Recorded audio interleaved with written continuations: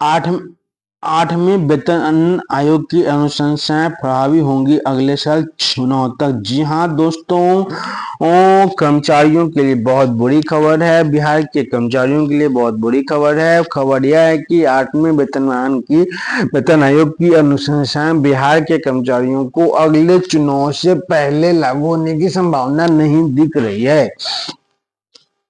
उसके पीछे कारण अगला चुनाव यानी कि अगला लोकसभा चुनाव से पहले लागू होने की संभावना नहीं दिख रही है। आइए खबर को विस्तार से देखते हैं। उससे पहले मैं कौशल, आप देख रहे हैं कौशल ब्लॉग।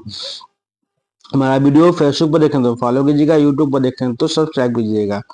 आठवीं वेतन आयोग की अनुशंसाओं का लाभ बिहार के सरकारी सेवकों को लोकसभा के अगले चुनाव से पहले मिलने की आशा है, जो 2029 में संभावित है। सरकार पर अभी नई नियुक्तियों व उसके लिए होने वाले राजस्व व्यय के प्रबंध का दबाव है। हालांकि सचिवालय की बदकहियों में इसके गुना गणित की गूंज तेज हो गई है।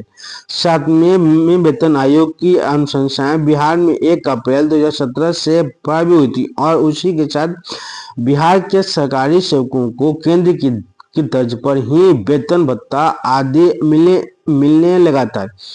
उल्लेखनीय है कि आठवें वेतन आयोग की अनुशंसाओं के लाभ के लिए सरकारी इस सेवक 1 जनवरी 2026 से पात्र हो जाते हैं। हालांकि केंद्र सरकार को आयोग की अनुशंसाएं अभी नहीं मिली हैं। परंपरा के अनुसार केंद्रीय कर्मचारियों के लिए 1 जनवरी 2026 से आठवें वेतन आयोग की अनुशंसाएं प्रभावी हो जाएंगी।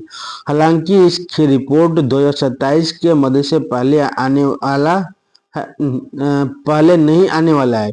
अनुमान है कि उसी समय नए वेतनमानों की घोषणा होगी। बिहार में सरकारी सेवक आतुरता के साथ उसकी प्रतीक्षा कर रहे हैं। 2025 के समापन के साथ सातवें वेतन आयोग की समय सीमा पूरी हो चुकी है। बिहार में इसका लाभ लगभग 3.5 लाख सरकारी सेवकों के साथ 4 लाख पेंशन भोगियों को भी मिला था। सरकारी सेवकों की इस संख्या में अब काफी वृद्धि हो चुकी है। ऐसे में आठवें वेतन आयोग से खजाने पर बोझ भी अपेक्षाकृत अधिक बढ़ेगा। हालांकि राज्य सरकार के लिए अनुशंसाओं को लागू करने की बाध्यता नहीं, लेकिन सातवां वेतन आयोग को प्रभावी बनाने के बाद पैर खींचने में धर्म संकट की स्थिति होगी। सरकार के बार बार की मनाही के बावजूद पुरानी पेंशन योजना को प्रभावी बनाने के लिए सरकारी सेवक पहले से ही दबाव बनाए हुए हैं। केंद्र में आठवें वेतन आयोग की अनुशंसाएं प्रभावी हो जाने के बाद बिहार में वित्त विभाग की ओर से स्क्रीनिंग कमेटी का गठन होगा। उसकी रिपोर्ट पर ही राज्य के सरकारी सेवकों व पेंशन भोगियों के लिए वेतन वृद्धि का निर्णय होगा। राज्य कर्मियों को सातवें वेतन आयोग का लाभ देने के लिए पूर्व मुख्य सचिव GH गंग की अध्यक्षता में समिति का गठन हुआ था। उसकी रिपोर्ट के आधार पर थर्ड एरियर भी दिया गया था।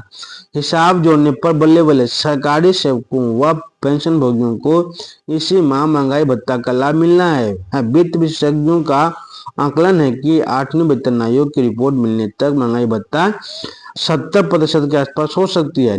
नए वेतनमान के निर्धारण के समय यह मूल वेतन में छोड़ जाएगी तो फिर बल्ले बल्ले।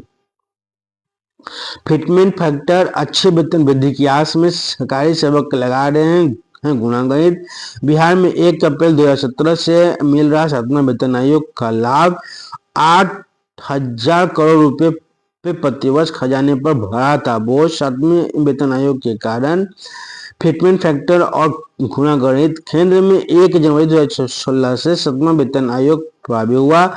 तब फिटमेंट फैक्टर 2.57 था। तब इसी गुणांक में वेतन वृद्धि हुई थी।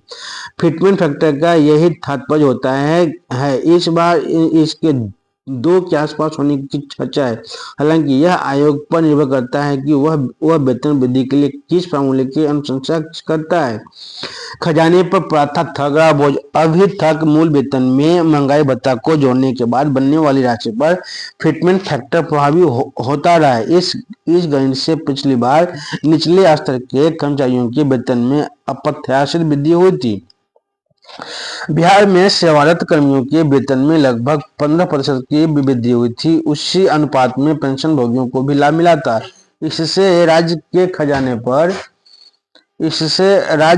खजाने पर प्रतिवर्ष लगभग 8,000 करोड़ रुपए का अतिरिक्त बोझ पड़ा था। एरियर और टैक्स का गणित एरियर टैक्स के दायरे में आता है। 8वें वेतन आयोग के लागू होने के बाद कई सरकारी कर्मचारी 30% के आयकर स्लैब के दायरे में आ जाएंगे। तो आप सबों को 8वें वेतनमान से जुड़ा हुआ यह सूचना पाकर कैसा महसूस हो रहा है तो आप सब लोग कमेंट करके जरूर बताइएगा। हमारा वीडियो फेसबुक पर देखते हैं तो फॉलो कीजिएगा, यूट्यूब देख रहे हैं तो सब्सक्राइब कीजिएगा।